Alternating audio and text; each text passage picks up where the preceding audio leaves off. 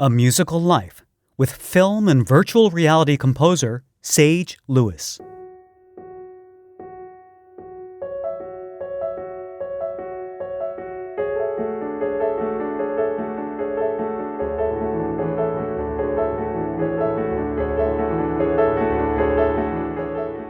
Sage Lewis is a composer who uses his music to explore multiple relationships between electronic and acoustic sounds, virtual and physical reality, as well as cultural divides and bridges. Sage is the composer for the new film Operator, as well as the groundbreaking virtual reality piece The Surrogate, both of which just premiered at the 2016 South by Southwest Festival in Austin, Texas.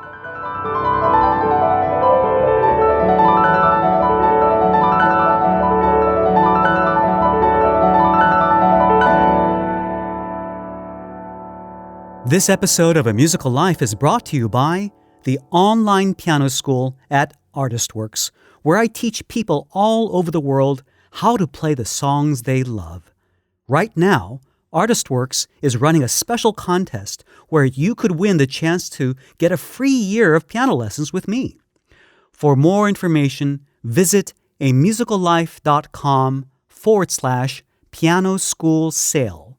Once again, that link is amusicallife.com/piano school sale, and piano school sale is all one word, no spaces. Welcome to A Musical Life. I'm Hugh Sung.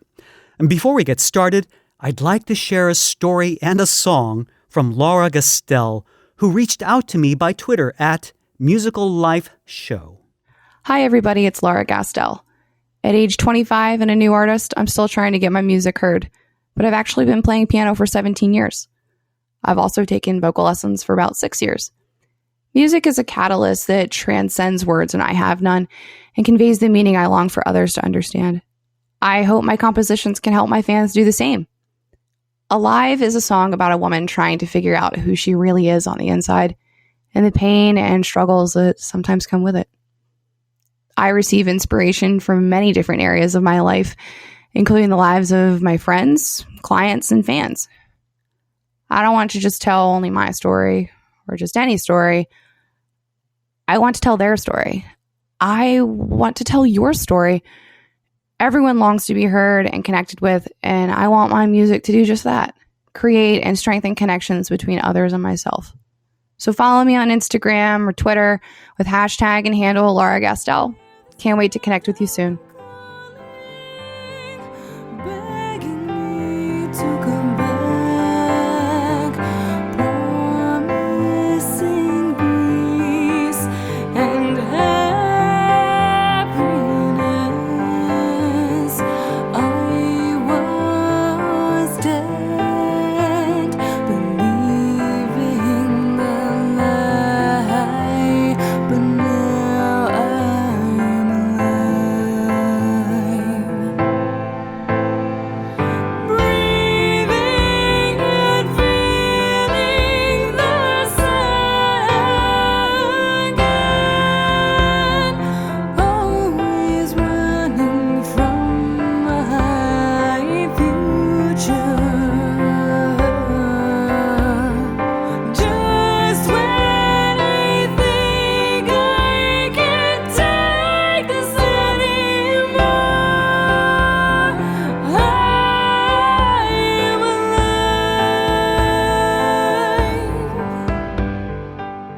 Thanks so much for sending me that voicemail, Laura, and for sharing your beautiful song. If you'd like to share your story or music, visit amusicallife.com and look for the Send Voicemail tab along the right side of your smartphone or computer screen. If you need help, you can find tutorials on sending me voicemail messages along the right column of your computer screen or below the episodes on your phone. South by Southwest is one of the biggest festivals for film, music, technology, and interactive media held every mid-March in Austin, Texas.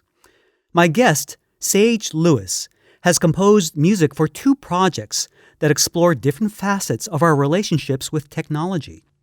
In addition, Sage has written music for Google, Facebook, and Mayette, a New York-based fashion brand. He also has a passion for Cuba and has stated in his bio that he hopes to eventually become the ambassador to Cuba after he's finished scoring films for 20 more years. Just a side note, I want to apologize for the audio quality. We were having internet issues, so Sage was recording from an outside location, and his microphone picked up a lot of wind and ambient noise. Thanks for understanding, and enjoy this interview with Sage Lewis.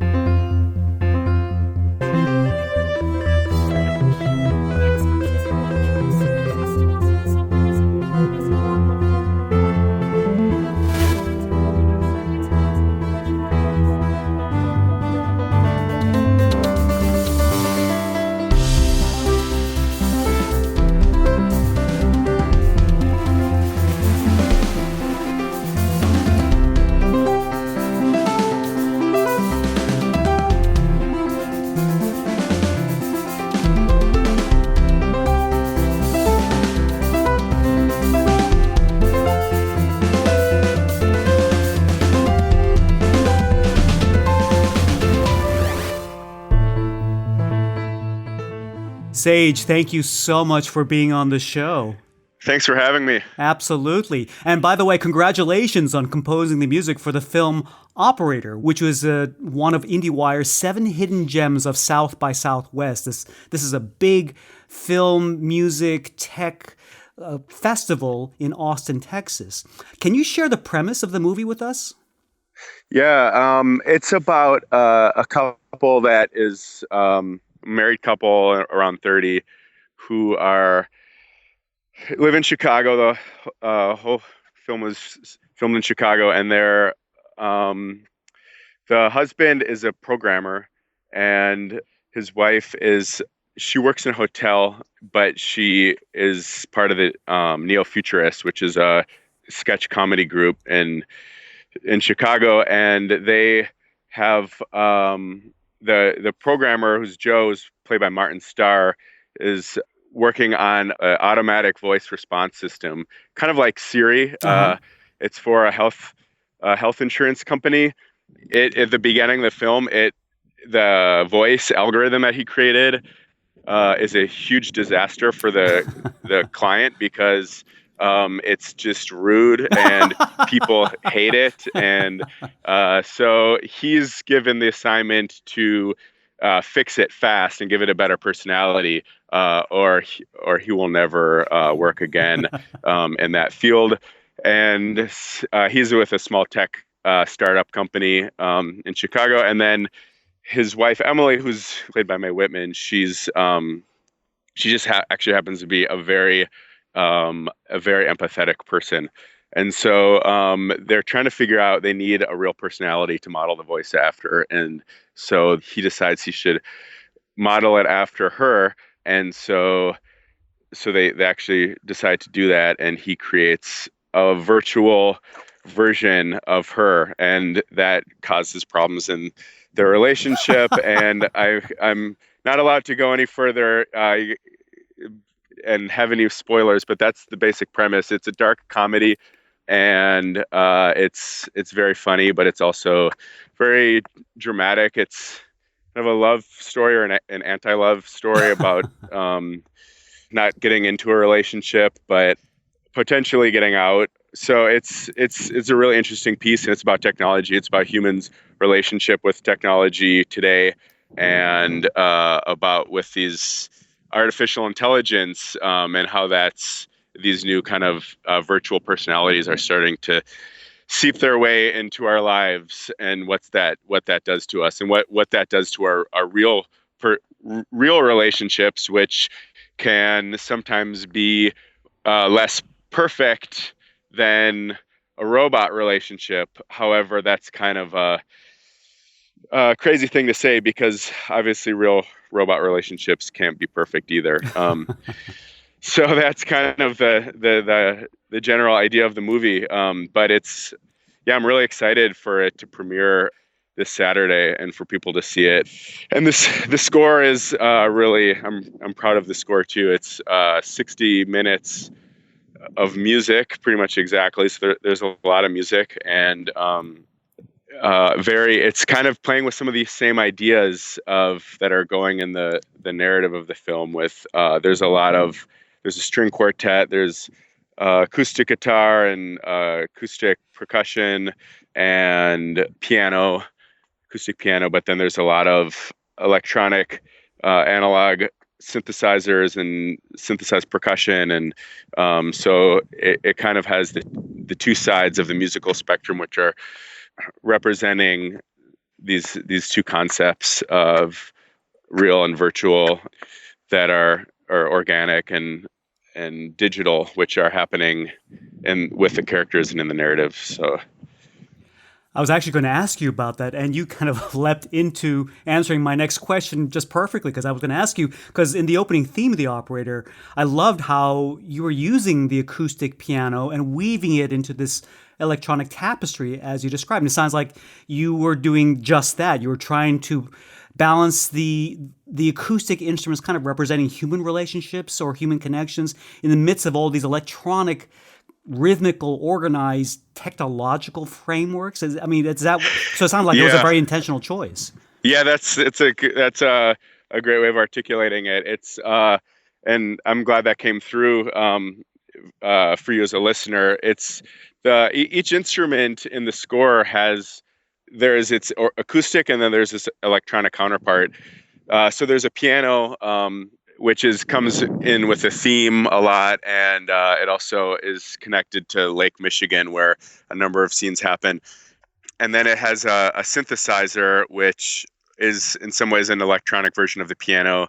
And then there's a drum set in it, but then there's a synth percussion, and they kind of have their dialogue and their own battles and harmonies that work and don't work throughout the score. And then there's also sort of this middle territory, which is like electric guitar and noise and feedback, which is not digital necessarily, but it's also not acoustic, and it kind of is part of the musical spectrum, which is in between acoustic and electronic. Yeah, and when I designed, I worked with a synthesist who has a whole modular synthesizer system. All the electronic instruments are just created with software synths when I was composing that I had in Logic and Ableton Live and Native Instruments and other software that I was using. And I created the timbres that I wanted and got as close as possible, or pretty much exactly what I wanted, but the software synth doesn't have the same emotion and the warmth and the realness that analog synthesizers have to me. So I worked with this guy named Computo, who lives in Hollywood and was recommended to me and turned out to be a perfect person for this project, because he took every sound that I had created with software synths and then recreated it from scratch through a modular synthesizer system, and really was able to get every sound pretty much exactly, but then added any more characteristics to take it farther that we wanted while we were working together. So that was a really cool experience, and it actually worked really well to blend, because like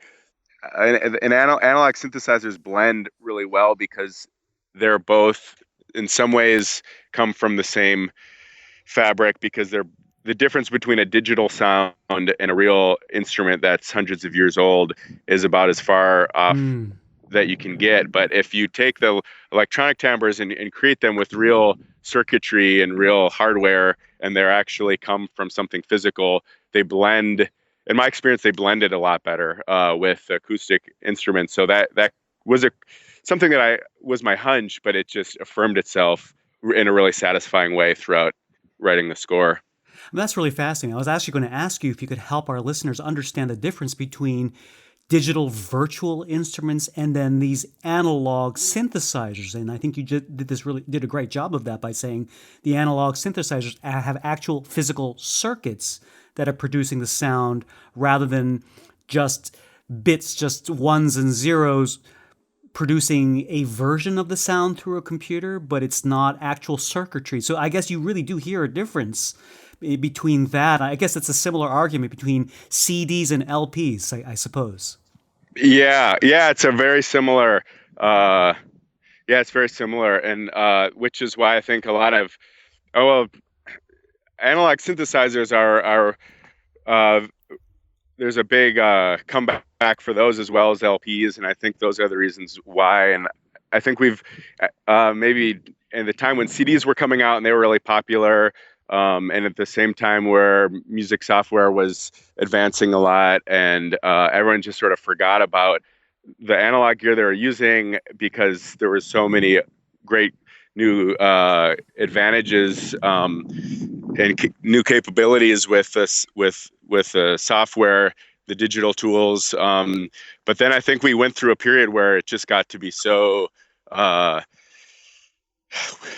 they're everywhere. They're all around us, and so now I think they've kind of lost their novelty. And although we still need them for what they can do, which you can't do in the physical world, kind of bring back some of our older tools now, since we've sort of I think gotten a little bit tired of using and listening to software.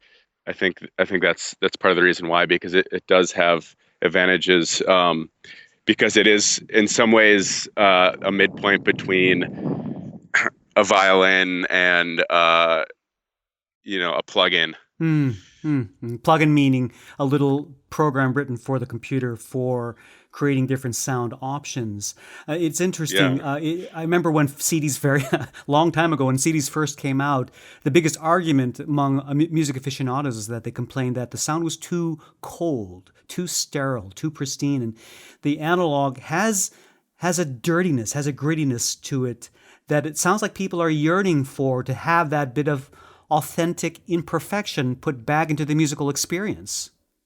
Yeah, I think it's cool. And for me, there's another way which always comes to mind that I'd describe it or experience it as it feels thin. It feels but it's interesting because when you put one to the other, if you do like a test, a blind test, sometimes it's hard to directly actually say to always get it right 100% of the time, which is which. And so some people say, well, is this just a psychological kind of a romantic thing, or is this real? But I don't know. The way I think about it now is it's kind of like real gold and fake gold. If you can have a fake golden ring, and it can look just like real gold. You can't tell the difference. Sure.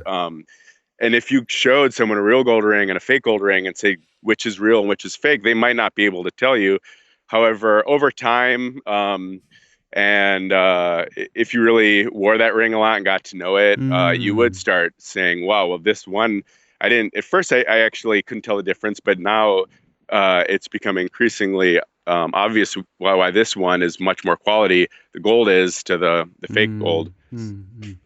So that's a great illustration. If you don't mind telling me, how did you get involved with this really interesting film project?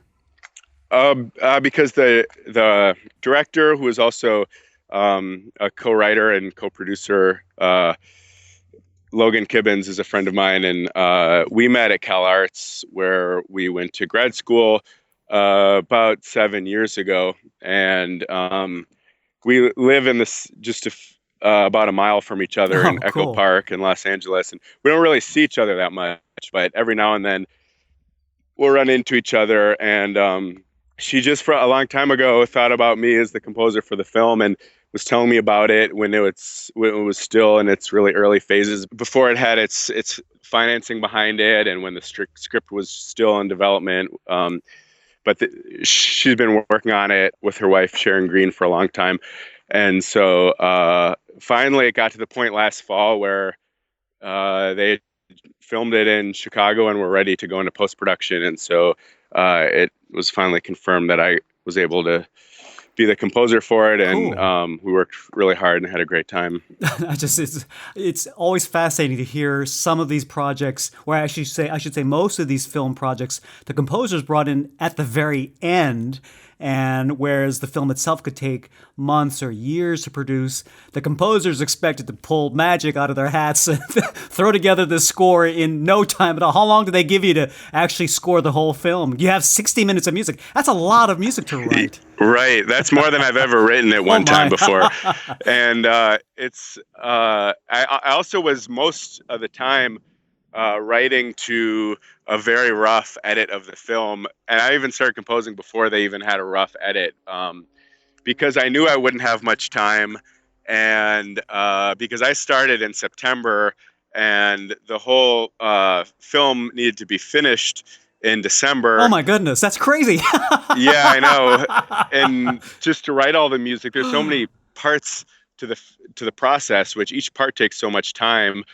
It's the composing, and then the recording, and then editing it together, and then mixing it, and it's just each part of that needs a lot of time, and the composing itself needs a couple months, and especially when it's 60 minutes of music, each phase of the overall process takes a lot longer than it normally would if it's 20 minutes of music or 30 minutes of music. So it was just this mammoth, just millions and millions of things to do that had to be perfect and finished and right. I mean, you can't have anything that's not perfect. So, wow. Now, just out of curiosity, now you were mentioning, the electronics, and you were also talking about the acoustic instruments. Now, some of the computer programs can create virtual piano programs that sound pretty incredible. Were you using real acoustic instruments? Did you record real acoustic pianos, or were you using digital synthesizers to simulate those acoustic instruments? They were all real. Wow, cool. We had a real piano. Oh, wow. And there was, all the instruments were real, but actually with, I can admit that with the piano, there was in a couple places where we didn't get the take totally right, because the groove just wasn't quite the way it needed to be. Mm-hmm. And we couldn't go back and record it again. Mm-hmm. So there are a few places where I cheated. Don't tell us where. The new Hans Zimmer piano sampler from Spitfire had just come out, and it's a really, really, really nice high quality one. And I didn't know what to do in these few sections where we didn't get the right performance from our recording sessions and couldn't go back and do it. So, well, have you heard of a virtual piano program called? It's actually a modeled piano program called Pianotech. The last part is spelled TEQ. It's from Modart in France. Have you ever heard of that program? Yeah, and that was actually my second choice. Was cool. Recommended that I use it, but then I decided getting this other one. But that's a really good one. I'll have to check that out. Wow, the Hans Zimmer. What's it called again? It's called the Hans Zimmer. I think a Hans Zimmer piano library or Hans Zimmer collection or something for pianos. Very cool. I have to check it out. But it's for Spitfire, and it's really, really well made. Wow. I'll have to see if I can find a link for that. That's pretty awesome. Now, you've also done scoring. You've actually scored music for some pretty interesting docu-films for Google and Facebook. Now, do you get these high-profile projects by word of mouth, or is there some sort of application process to be the composer for these amazing companies? There's no application process, and it's all word of mouth. Wow. In both those cases, well, in all cases, it was because I was recommended by someone or I knew the people there directly. And sometimes it's through through people who I've known, like who go back to college my whole life. Other ways, it's almost very random. Someone's looking for a composer and they're asking around, and they get my name or they get a few names, and then they go to my website and they like it and they call me up, and then I start right away. And it seems kind of like a fluke, but a very lucky one. But I think it's a combination of having a few things under my belt, a few good productions that I've done. No major huge titles to my name, but some pretty interesting ones, as well as having a good website where it's easy for people to see it and it's presented in a good way, along with having some experiences like being at this Sundance Composer Fellow. And it's just basically ways of giving people confidence, and also because there's a lot of composers out there, and there's a lot of really, really good composers, Yeah. and it's really hard uh, to stand out, or I mean, why pick me? Why pick someone else? Why Mm-hmm. pick anyone? Because Mm-hmm. there's a lot of people who are really, really good at it. Mm-hmm. And it's not the type of field where having an education sometimes matters to certain people Mm-hmm. who are looking for composers. They usually don't always look and see where you went to school or if you have a degree or not. Mm-hmm. And so where in some fields that can help you a lot, it's not necessarily gonna. It could help you as a composer, but it's not gonna for sure. So, but it's long and slow. I've been out of school for 7 years, and things happen a lot slower in the real world than they do than you're used to them when you're in school. So yeah, there's no real way of explaining it, but it's hardest at first, and then it gets a little bit easier every year. It seems like you have really put into practice some of the best business practices of making friends, networking, and each project lends itself to the next, makes it easier to get to the next one. And simply, as you say, it really doesn't matter what's on your resume per se. It's really the product. It's your music. You don't get an Apple book and say, well, what school did these Apple engineers get their degree from? I'm not sure if I'm going to buy this product. You get it because the product's great, right? And if your music's great, that speaks for itself. Yeah, and I mean, I hope that I have one of the things going for me is that I have a unique voice, just in the sense where I've studied many types of music. I've done a lot of international music from Latin America and other parts of the world, and learned a lot from that. And I'm classically trained from the Oberlin Conservatory, and then CalArts was more of an experimental place where I got to work on a lot of multimedia stuff and work with theater directors and film directors and animators and sound art and stuff like that. And so I also have been able to live in other countries and travel, which I think I've absorbed a lot from those experiences. And what I hope is that and I think it just, without in a contrived way of trying to force music to be all those things at once, just to write the music which is the most authentically me. And since all those experiences are part of who I am, they just become part of my music. So important to just live your life, not just be absorbed in just your music, but letting your music be the output of your life. It sounds incredible. Now, I love the solo piano score that you wrote as part of a video ad campaign for the fashion brand Mayette, and specifically the score that you wrote for their Italy bags promo.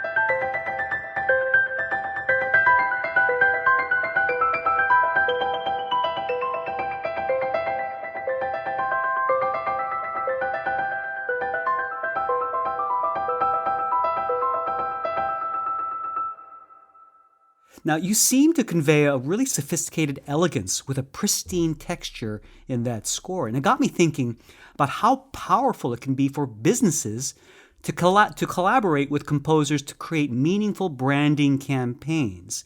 I'm wondering if you could share how that collaboration came about and what directives you were given to come up with that beautiful score. That type of piano music, which I've also been really interested in developing that sound, which is very rhythmic, but also has a very melodic quality to it. And that came from, I play piano. That's my main instrument. And I'm lucky to have a baby grand piano in my house, so I can sit down and play a lot. And normally when I'm just playing piano without not trying to learn a new piece, I'm just sort of having fun. I end up creating that type of music, which it's very arpeggiated, and it's almost like a little drum set, and each finger is one of the drums. And if you took the music and put it on to like a drum sampler, you could otherwise almost create like a regular sounding drum beat. But the thing with the piano is it brings in all these elegant harmonies and the timbre of the piano and these melodies. And so then I take it onto the computer, and then I move some notes around to continue the composing process. And for that, and so that part of the operator score kind of has some of that. And I'm working on a whole bunch of music like that. I'm working on a solo record, which I haven't. At some point I'll get finished and released, and it's all piano and also some piano and synth duets. But for that particular brand of Mayette, they make their clothes and jewelry and bags, really, really high-end women's luxury products all over the world, and they work with master artisans who are making these really fine products that are designed by New York designers. And so they create these videos which show this really idyllic process of how these are made, and mostly third world countries. And it's a big contrast from what we normally think of as like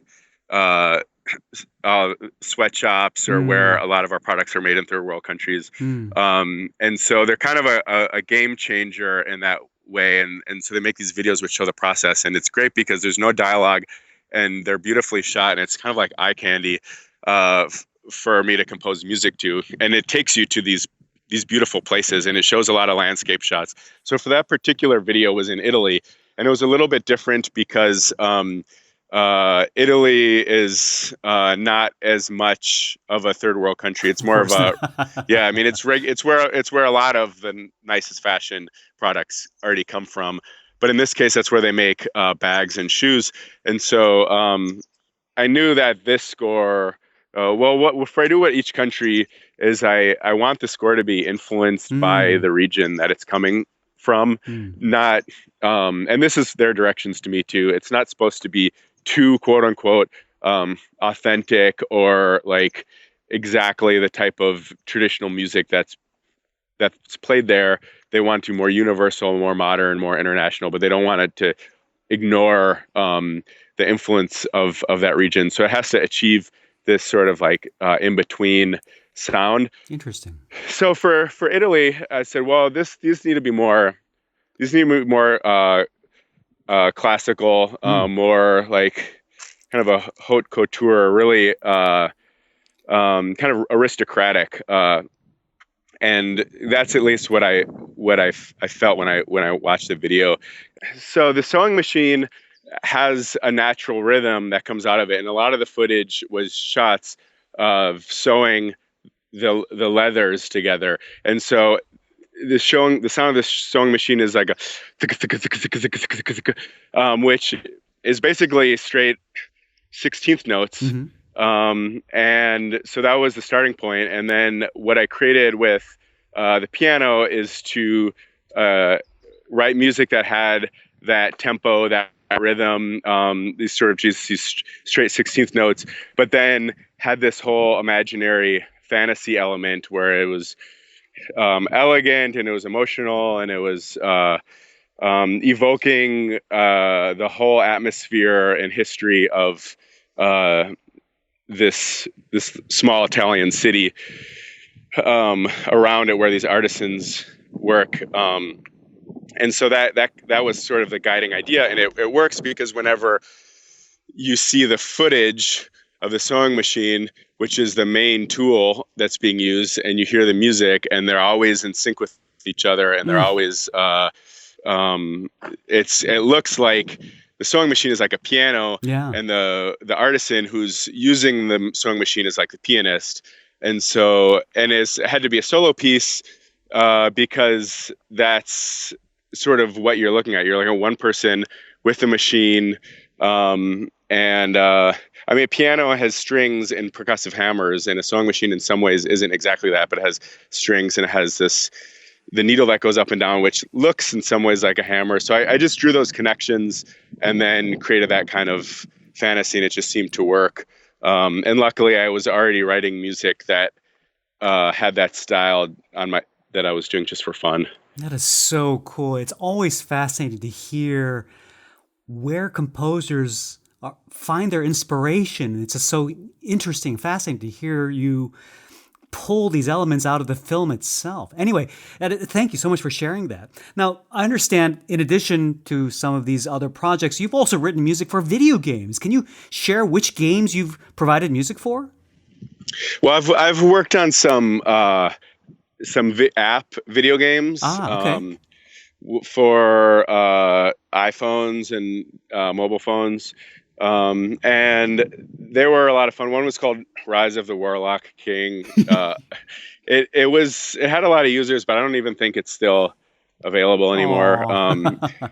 So nothing really all that interesting. I mean, I've done some other. I've been working on this project called B Grade Renegade, which is a collaboration with a video game designer in Melbourne, Australia, and we worked on it really hard, and the project went on the shelf for a while, and he's finishing it right now, and hopefully will be released this summer. But I really like the music that I wrote for it. It's sort of like these 70s cinema kind of soundtrack styles, and so I had a lot of fun working on it. But the main one, which isn't really a video game, but it's a virtual reality experience, and has a lot of the same processes of design that video games have, and it's the same tools. Like, it's all in this engine called Unity, which is where everything comes together, and I have to learn that as part of the music process because I have to make the music work inside of that, which triggers the different music and kind of the architecture framework behind how the music gets played and heard.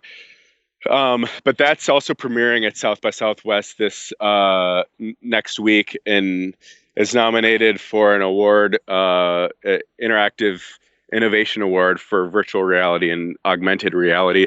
And so that's an interactive film, which is why it's innovative, and because it's the first interactive film, at least of its kind, or for virtual reality, where you're in a spherical film, so it's not just one frame like most movies are. You're in the film, so you can look anywhere, and the film wraps around your head, and you can even walk around and do things while the film is happening. But it's hard to have to figure out how to get the user to have the freedom to go and do whatever they want to do, and direct their own attention wherever they want to. But the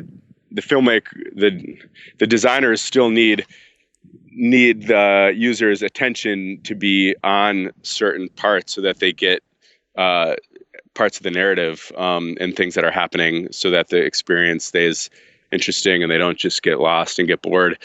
So I wrote music for that too. And this is the virtual reality. It's called The Surrogate. Is that correct? Yeah, it's called The Surrogate. And it's also another tale of technology. It takes place in the future, and in a time where augmented reality is becomes a big part of all of our lives. And it's actually similar to Operator in a lot of ways, because it's about a relationship between a married couple who are having a difficulty making their marriage work. However, they love each other and they're committed to staying married, but they just are having a hard time of the day-to-day part of it. And so what happens in this world, which is common for marriages, is that they get what's called a surrogate, whereas one of the people in the relationship retreats to the walls of the house and lives in the walls and watches her husband or his wife continue the relationship with another person who is being their surrogate or their substitute. And so that's the story that's happening with this. And you're the person in the wall and you're watching your husband meet your surrogate, and everyone's working together to try to make it work. The user, you're really nervous about it, and it's really emotional and it's really psychological, and it's kind of like a thriller film internally, psychologically, even though the things that are happening are not thriller, like they're just regular conversations. And so you can roam through these walls, and you have these convex mirrors, one-way mirrors, where you can see through and watch anything that's happening in the room. So there's different scenes that are happening in different rooms, and so you just go through and you watch it, and then it's a short film. It's a 12-minute film, and then at the end you go and you have so your surrogate wants to meet you and says she can't do it without meeting you, so you have to come out and meet her, and that's the intense climactic part of it. Now, let me just backtrack a bit. This may have gone over some listeners' heads. We're talking about virtual reality. This is not science fiction. This is employing the use of what we call a VR headset. I assume something like the Oculus, where it's like a pair of glasses with a headset and earphones, and basically your senses are completely surrounded. And while you're wearing this headset, your eyes see this computer-generated world. You can walk around virtually inside this world. You see and hear, and basically you control the movement. And I've heard it's just an incredible experience. But the problem, of course, is it's so unlike traditional films that have a beginning, middle, and end, because you don't know what the person's going to do, where they're going to go. They could decide to go back or forward in any number of times. And it sounds just like a video game where you have to think of, well, I can't just write the music that starts from beginning to end. I have to think of different trigger points, as you mentioned, where maybe if they go into this room, that it'll trigger this particular bit of music, or if they have this scene occur, then you trigger another bit of music. Is that, am I correct in how that process is put together? Yeah, it's a very technically challenging process, because there's a lot of coding involved, and there's a lot of things that we're not used to, and things break all the time. And I mean, in a normal film, it feels like it takes forever for it to get finished, because you've got to go after you record it, then you have to mix it, then you have to do the final mix with a film and everything else. But then with this, it doesn't stop there. It almost just begins there, because then you have to go and put it inside of this game engine, and then mix it inside of there, and then beta test it a million times. And things are very different than the way you thought, because when you're scoring a film with a computer, now you just have the film on your monitor and you can watch it, and when you're writing it, and you can listen to it and watch it and know exactly what you're doing, and if it's working or not. But with this, you kind of have to guess. It's almost in some ways like writing music for theater, because you're away from production, and you can't you have to imagine it in your head, and then you write it home, and then you take it in.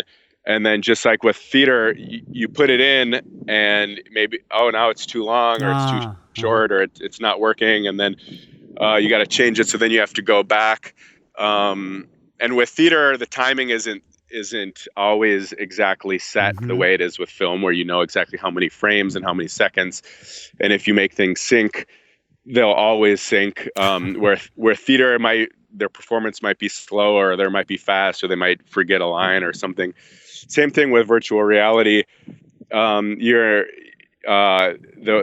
user can take a long time to do something or a short time, and you have to guess all these things. You just have to do a lot of beta testing, and so there's a whole number of layers of extra layers that have to be figured out in the process.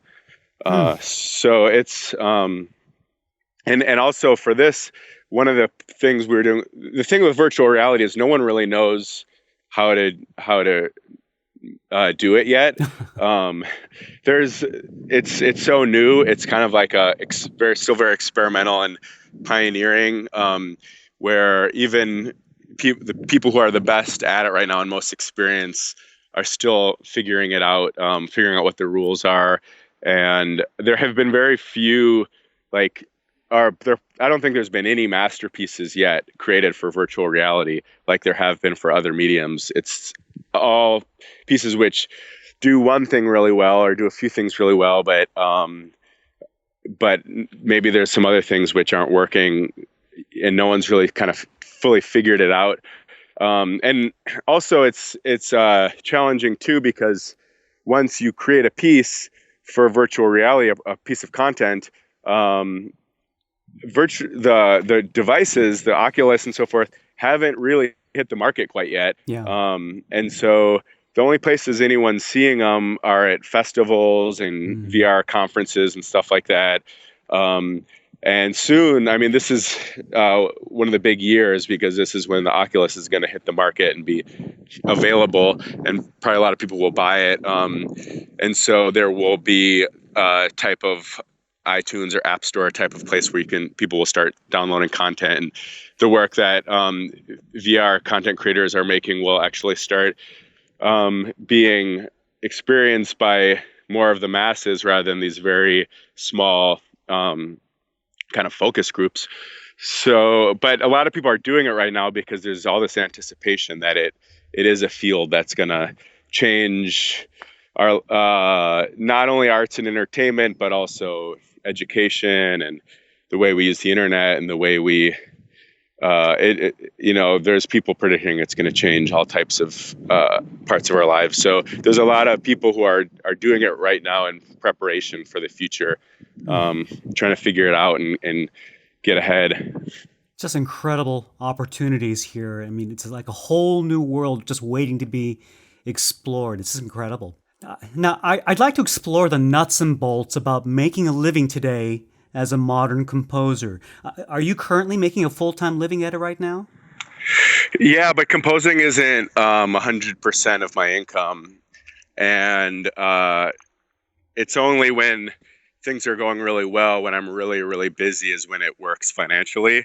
And the past year has been really busy, but I can't say the whole time I've been working as a composer have always been really busy enough where all the different projects will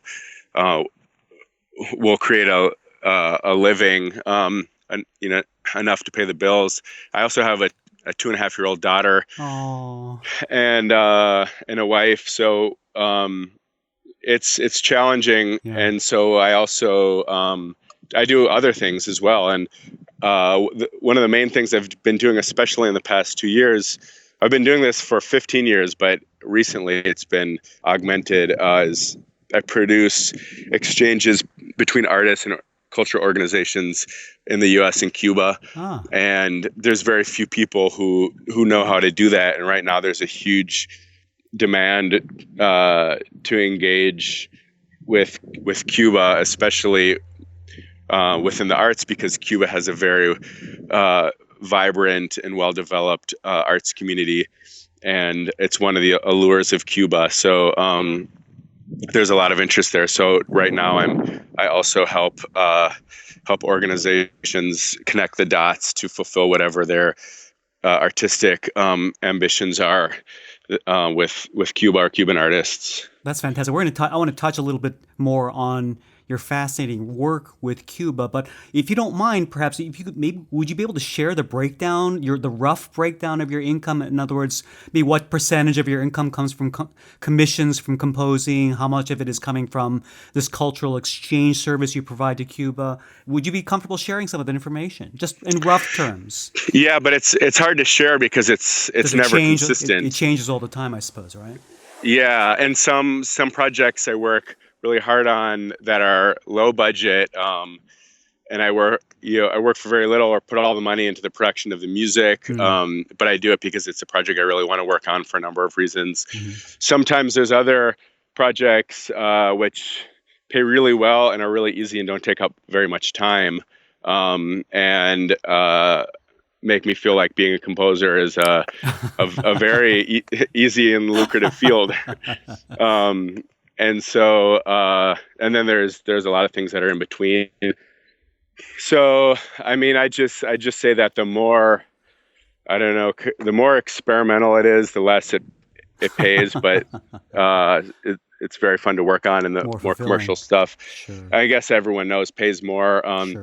Right? Like, I don't know, for the past year, I'd say maybe a third or a half of my income comes from composing. Wow.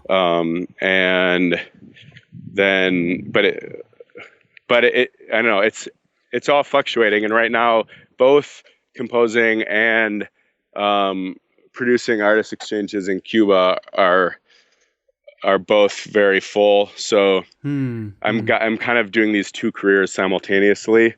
So they're both doing well right now, but now the challenge is I don't have enough time for it all, and I have to find, or I get to find other people to work with and help in both music and in the Cuba stuff. So I've got teams of people, which those teams grow and shrink also depending on how much work there is and how much bandwidth. Sometimes I'll take a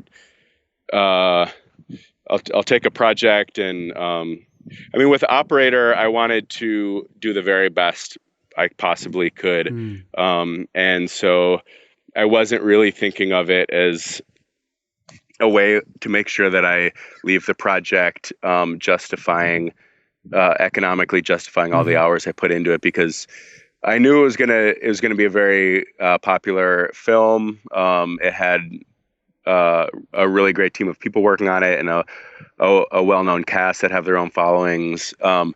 And it's a very rare to get an opportunity to score a feature-length indie film, which is really well made. I've had other times in the past where I've had films I really wanted to work on, and I was interviewed for it, and the director really liked me. But then, for whatever reason, they gave it to someone else because they already had more titles under their name, and they just felt more confident because the other person had more experience. And so it's one of those things. Well, how do you, if you can't get the jobs because you don't have the experience, how do you get the experience? Right, because you can't get the jobs. The catch-22, yeah. Yeah, so those are opportunities where you can, you just got to go for it and do the very best you can. But it's always a gamble, and it's always an investment, because sometimes you put a lot of work into a project and it doesn't really go anywhere. And then sometimes projects do go places you never expected them to. So I don't know if it's a really hard question to answer, because I don't even understand it myself, and it changes every 2 months. Sounds like most musicians I know.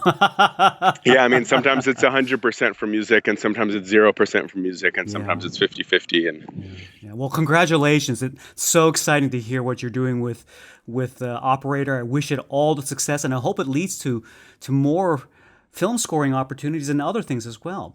But before we go, I really want to touch base on the Cuba connection. I understand that your dream is to score music for films for 20 more years, and then you want to become the U.S. ambassador to Cuba. And you well, that's kind of like the fun line that I put at the end of my bio, but it encapsulates who I am and what I do pretty well in this kind of juggling of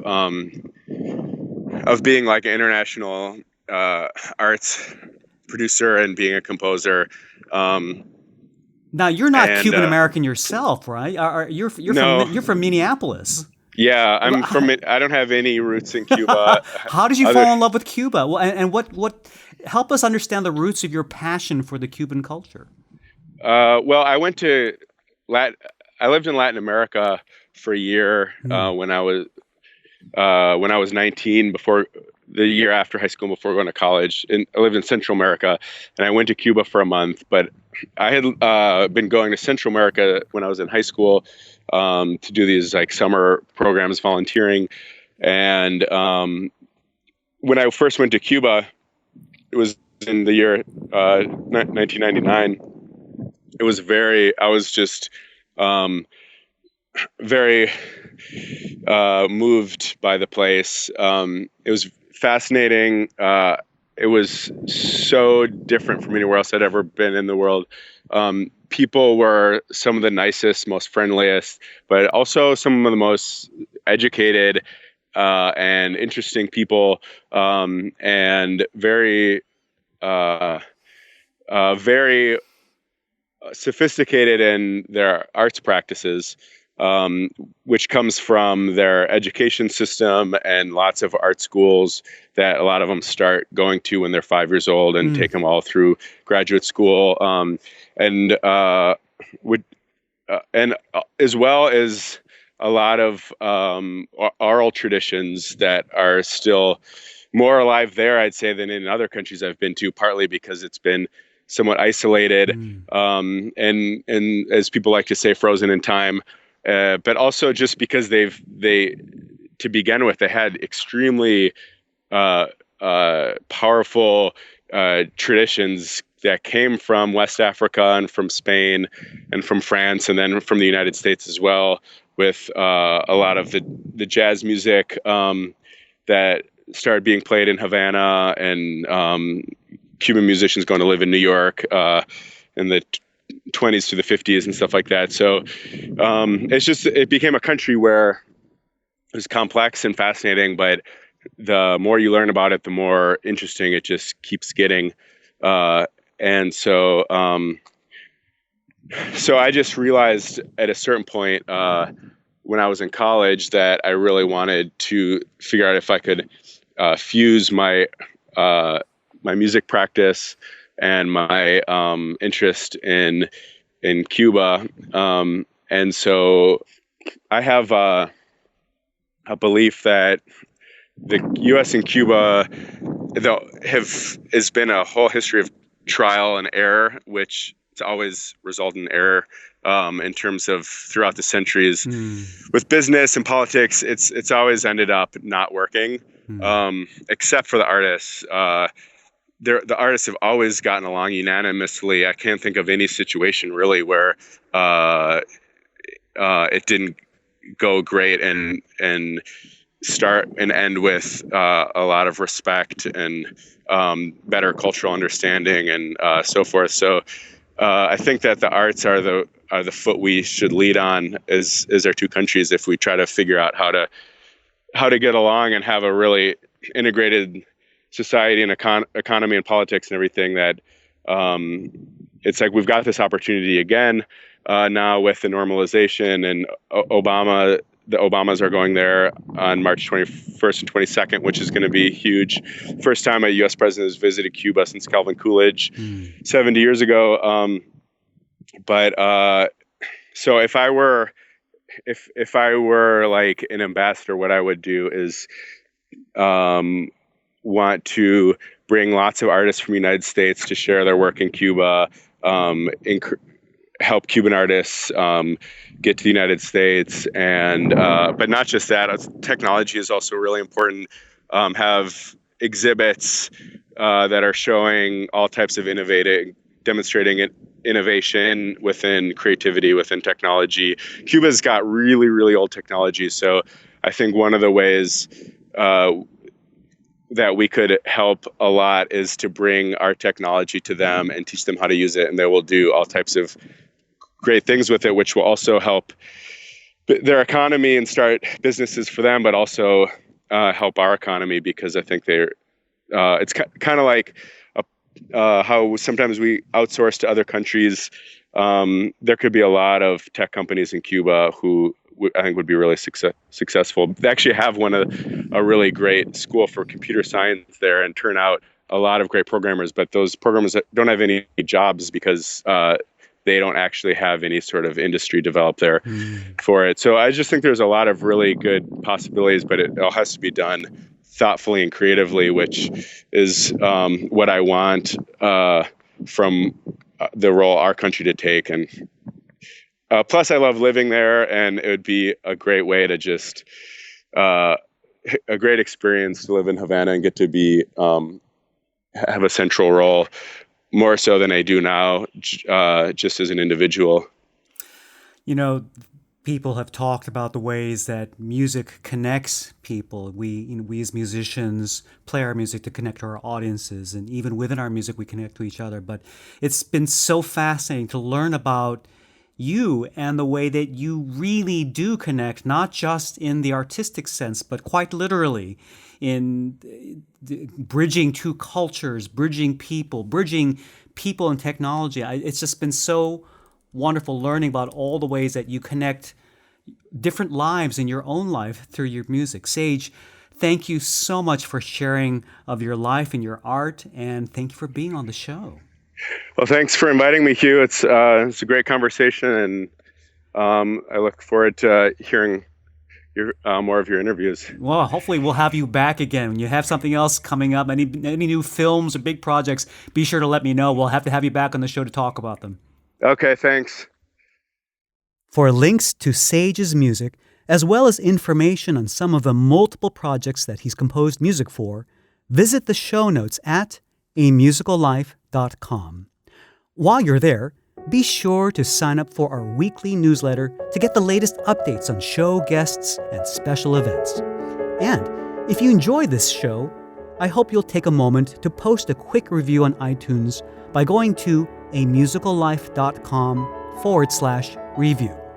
Don't forget, you can also send me your feedback or your own musical stories by voicemail by going to amusicallife.com and looking for the Send Voicemail tab along the right side of the screen with your smartphone or computer.